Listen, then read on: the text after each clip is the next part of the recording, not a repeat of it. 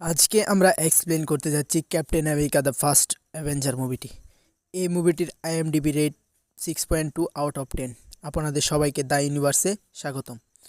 গল্পের শুরুতে আমরা আমাদের মূল চরিত্র স্টিভ রজার্সকে দেখতে পাই। তার খুব ইচ্ছে সে সেনাবাহিনীতে যোগদান করবে, কিন্তু সে তার শরীরের জন্য তা করে উঠতে পারে না। তারপর সে যায় সিনেমা দেখতে, কিন্তু সেখানে একজনের সাথে যে সে ঝগড়ায় লিপ্ত হয়। তখনই তারা দুজন সেখানে মারামারিতে লিপ্ত হয়, কিন্তু ক্যাপ্টেন আমেরিকাও তো ছেড়ে দেওয়ার পাত্র নয়। যখন সে সেখানে পারছিল না, তখন তার বন্ধু বাকি বাঁধ সেখান থেকে তাকে উদ্ধার করে। বাকি বাঁধ তাকে অনেক বোঝানোর চেষ্টা করে, কিন্তু ক্যাপ্টেন আমেরিকা তো হাল ছাড়ার পাত্র নয়। সে নিজেকে একজন সেনাবাহিনীর কর্মী হিসেবে স্বপ্ন দেখতে শুরু করে। তারপর সে তার নিজের পরিচয় লুকিয়ে আবারও সেনাবাহিনীতে অ্যাপ্লাই করে। তখনই আমরা সেখানে একজন ডাক্তারকে দেখতে পাই। ডাক্তার তাকে ধরে ফেলে এবং বলে যে তার আসল ঠিকানা বলার জন্য, তাহলে সে তার জন্য কিছু করতে পারে। তখন ক্যাপ্টেন আমেরিকা তাকে সব কিছু খুলে বলে। তখন ডাক্তার তাকে সেনাবাহিনীতে নিয়োগ দিয়ে দেয়, কিন্তু তার শারীরিক অক্ষমতার কারণে সে সেখানে হাসির পাত্র হয়। তখনই আমরা এজেন্ট কার্টারকে দেখতে পাই।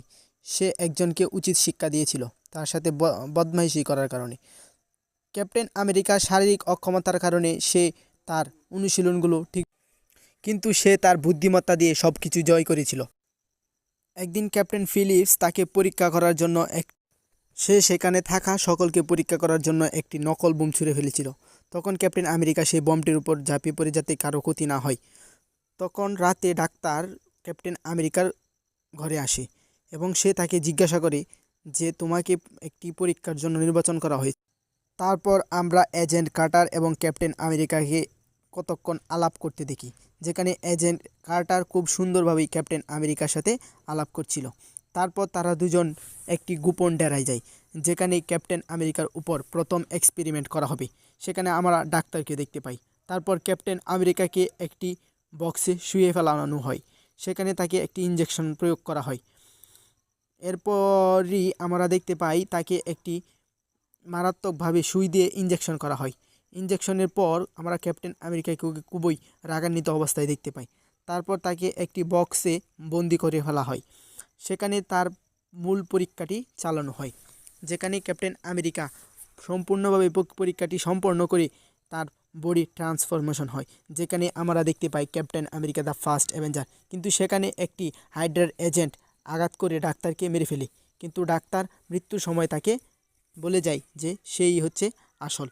তারপর সে এজেন্ট কার্টারকে বাঁচিয়ে ফেলে, কিন্তু তার বডি ট্রান্সফরমেশনের ফলে সে কোনোভাবেই দিক বুঝতে পারেনি। তারপর কতক্ষণের মধ্যেই সে নিজেকে ফিরে পায়। তারপর আমরা ক্যাপ্টেন আমেরিকাকে দেখতে পাই সে ওই লোকটিকে ধরার জন্য অনেক চেষ্টা করছিল, কিন্তু ওই লোকটি একটি শিশুর গায়ে বন্দুক রেখে শিশুটিকে নিচে ফেলে দেয়। তারপর ক্যাপ্টেন আমেরিকা ওই লোকটিকে ধরে ফেলে, কিন্তু দুর্ভাগ্যবশত ওই লোকটি সায়ানাইড খেয়ে মারা যায়। তারপর আমরা ক্যাপ্টেন আমেরিকাকে খুবই হতাশাগ্রস্ত অবস্থায় দেখতে পাই। সেখানেই কর্নেল আসে এবং তার উপর রক্তের কিছু টেস্ট পরীক্ষা নিরীক্ষা করা হয়। ক্যাপ্টেন আমেরিকার ইচ্ছে ছিল সে সেনাবাহিনীতে যোগদান করে দেশের সেবা করবে, কিন্তু বর্তমানে সেই একমাত্র ব্যক্তি যার কাছে এই সিরামের ইঞ্জেকশন রয়েছে, তাই তারা তাকে হারিয়ে ফেলতে চায় না। তাই তারা তাদেরকে দিয়ে একটু কিছু ম্যাগাজিনের ফটোশ্যুট করায়, যার ফলে দেশের কিছু উপকার হয়ে যাবে। এর জন্যই ক্যাপ্টেন আমেরিকাও তাতে রাজি হয়ে যায়। তারপরই আমরা দেখতে পাই ক্যাপ্টেন আমেরিকা কিছু কিছু জায়গায় এসবের অভিনয় করছিল, কিন্তু একদিন তার উপর তার সহপাঠীরা কিছু দুর্ভাগ্যবশত কিছু কাজ করে যা ক্যাপ্টেন আমেরিকার একদম পছন্দ হয় না। তারপর সে হতাশাগ্রস্ত হয়ে যায়। তখনই সে এজেন্ট কার্টারের মাধ্যমে জানতে পারে তার বন্ধু বাকি বাঁধ একটি ডেরায় আটকা পড়ে গেছে।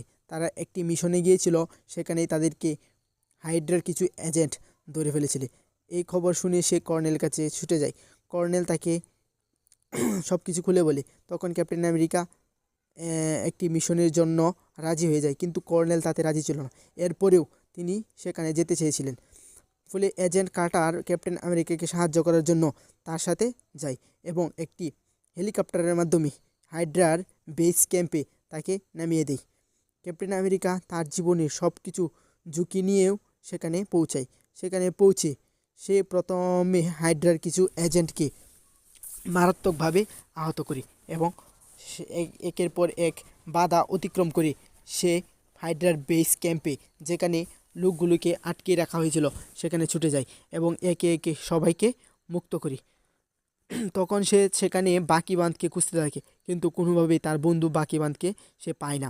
তখনই একজন বলে সে বাকিবাঁধকে চিনে এবং সে কোথায় আছে তা জানতে পারি। তখনই আমরা দেখতে পাই রেড স্কালের সাথে সে মুখোমুখি হয়, কিন্তু রেড স্কাল ছিল অনেক শক্তিশালী। অবশেষে সে বাকিবাঁধকে পেয়ে যায়। তারপর তারা দুজন মিলে এখান থেকে বের হতে থাকে, কিন্তু তখনই তাদের মুখোমুখি হয় red skull. Red skull captain আমেরিকাকে খুবই মারাত্মকভাবে জখম করে। তখনই ক্যাপ্টেন আমেরিকা রেড স্কালের বুঝতে পারে যে তার উপরে একটি ওই সিরামটি প্রয়োগ করা হয়েছে, ফলে সে এত শক্তিশালী। কিন্তু বাকিবাঁধ তাকে ছাড়া যেতে চায় না। তখনই ক্যাপ্টেন আমেরিকা খুব দ্রুত গতিতে লাফ দিয়ে সেখান থেকে ফিরে আসে।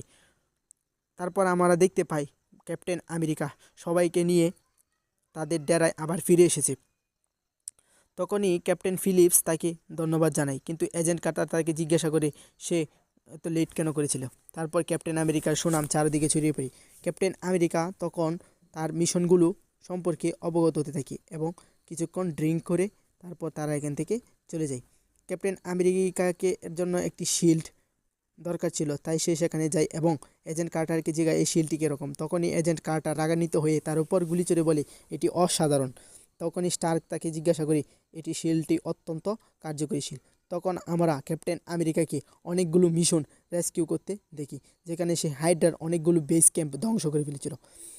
অনেকগুলো মিশন সেট করার পর ক্যাপ্টেন আমেরিকা খুবই ক্লান্ত হয়ে পড়ে।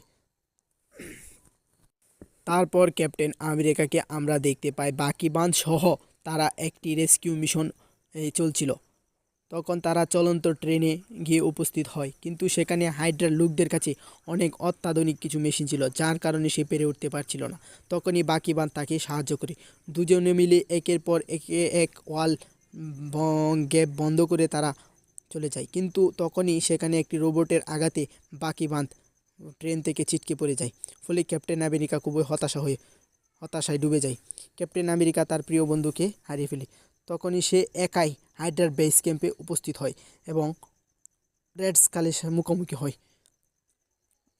সে রেড স্কালের অনেকগুলো লোককে মেরে ফেলে, কিন্তু তখনই চারদিক থেকে রেড স্কালের লোকজন এসে তাকে বন্দি বানায়। ফলে সে মুখোমুখি হয় রেড স্কালে। ক্যাপ্টেন আমেরিকা মুখোমুখি হয় রেড স্কালে। তখনই রেড স্কাল ক্যাপ্টেন আমেরিকাকে খুবই মারাত্মকভাবে জখম করে, কিন্তু ক্যাপ্টেন আমেরিকা তো হার মানার পাত্র না। সে তার ডাবল প্লেন অ্যাক্টিভ করে দেয়, ফলে সেখানে উপস্থিত হয় তার বন্ধুরা। তখনই সে রেড স্কালকে ধরার জন্য সেখানে উপস্থিত হয়, কিন্তু রেড স্কাল খুবই চতুর লোক ছিল। সে একটি হেলিকেয়ার নিয়ে এখান থেকে পালাতে চেষ্টা করে। তখনই ক্যাপ্টেন ফিলিপস তাকে সাহায্য করার জন্য এখানে তাকে ওই হেলিকেয়ারে উঠতে সাহায্য করে। তখনই ক্যাপ্টেন আমেরিকা ওই হেলিকেয়ারে গিয়ে রেড স্কালের লোকদেরকে মারতে থাকে, কিন্তু রেড স্কালের লোকগুলো ছিল অনেক শক্তিশালী, ফলে সে কোনোভাবে পেরে উঠতে পারছিল না। তখনই ক্যাপ্টেন আমেরিকা তার নতুন পদ্ধতি অবলম্বন করে। সে রেড স্কালের মুখোমুখি হয়ে রেড স্কালকে খুবই গুরুত্বপূর্ণভাবে জখম করে ফেলে। ফলে রেড স্কাল কোনো উপায় না দেখে ক্যাপ্টেন আমেরিকার কাছে হার মেনে নেয়। কিন্তু ক্যাপ্টেন আমেরিকা তখন বুঝতে পারে যে রেড স্কালে শক্তিশালী, তাই সে সেখানে থাকা একটি ম্যাজিক কিউবের সাহায্যে রেড স্কালকে ধ্বংস করে।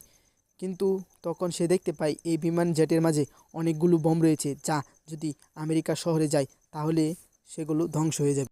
তারপর তার দেশের জন্য সে ওই বিমানটিকে শহর থেকে অনেক